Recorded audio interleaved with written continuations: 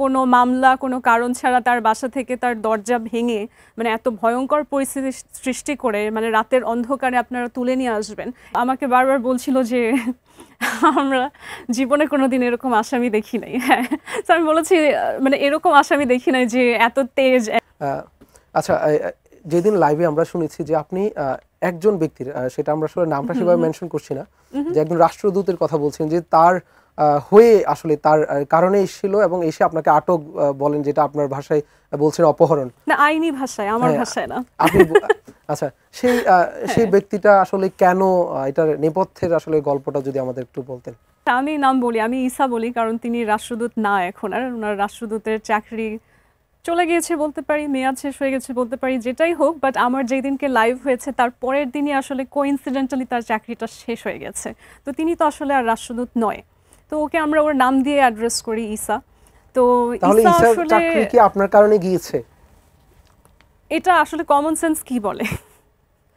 একটা চাকরির মেয়াদ তো আসলে আমি হঠাৎ করে লাইভ করব বা আমাকে হঠাৎ করে তুলে নিয়ে যেতে আসবে, তার ঠিক পরের দিনই তো আসলে একেবারে তার দেশে ফেরত চলে যেতে হবে, এমন অবস্থা হয়ে তো আসলে চাকরি শেষ হয়ে যাওয়া স্বাভাবিক প্রক্রিয়ায় সম্ভব না।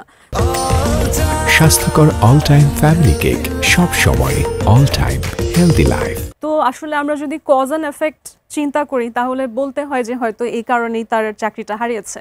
তবে বাস্তব কি হয়েছে সেটা আসলে সবচেয়ে বেটার হয় যে প্রশাসন নিজে বললে, এবং সেটা মনে হয় আমাকে প্রশ্ন না করে মিডিয়ার উচিত প্রশাসনকে সরাসরি জিজ্ঞেস করার জন্য চাকরিটা আসলে কি কারণে আমাকে তুলে নেওয়ার পরের দিনই শেষ হয়ে গেল।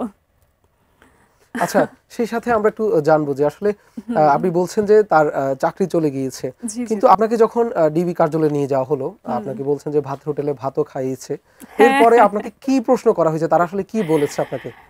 তারা আমার একটু রিলেশনশিপ কাউন্সেলিং করলো, কারণ আমার কাছে খুবই, যেহেতু আমি একজন নিরাপরাধ মানুষ, তো অবভিয়াসলি যেভাবে করে একজন অভিযুক্ত ব্যক্তি বা একজন আসামিকে তারা ইন্টারোগেট করতে পারবে, আমাকে তো সেটা করার কোনো সুযোগ ছিল না। সো আমাকে বারবার বলছিল যে আমরা জীবনে কোনোদিন এরকম আসামি দেখি নাই। হ্যাঁ, তো আমি বলেছি মানে এরকম আসামি দেখি নাই যে এত তেজ অ্যান্ড অল। সো আমি বলেছি আমি তো আসামি না, আমাকে আসামি জীবনে এরকম কিভাবে দেখবেন, আসামি হলে না দেখবেন। সো দেখা যাচ্ছিল যে বারবার তাদের কাছে একটা ফোন কল আসছিল, ফোন কলে তারা জিজ্ঞেস করছিল যে কি বলছে, কি হচ্ছে। তারা বারবার বলছিল আমরা কি বলবো, উনি চিৎকার চেঁচামেচি করে যাচ্ছে, বিকজ ইট ওয়াজ আউটরেজিয়াস। একটা মানুষকে হুটহাট করে কোনো মামলা কোনো কারণ ছাড়া তার বাসা থেকে তার দরজা ভেঙে মানে এত ভয়ঙ্কর পরিস্থিতি সৃষ্টি করে মানে রাতের অন্ধকারে আপনারা তুলে নিয়ে আসবেন, এটা তো কোনো মানুষই স্বাভাবিকভাবে নিবে না।